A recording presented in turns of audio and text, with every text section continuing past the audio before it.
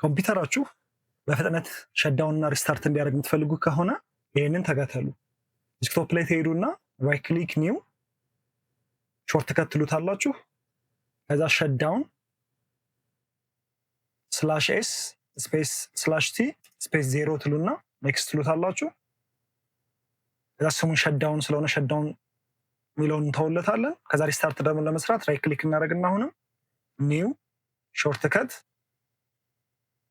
አሁንም ሸትዳውን ብዬ ጽፍና አሁን ስላሽ ሪስታርት ስለሆነ አር እናደርገዋለን /t 0 ታይሙ 0 ነው የማደርገው ማለት ነው። ከዛ ይሄኛውን ሪስታርት ብዬ ጽፍለታለሁ።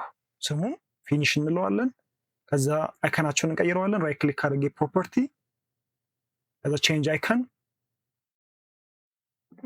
ኦኬ እንለውና ውስጥ ሲገባልኝ የሸትዳውን አይከን አለች እዚች ጋር እሷን ማድረግ እችላለሁ።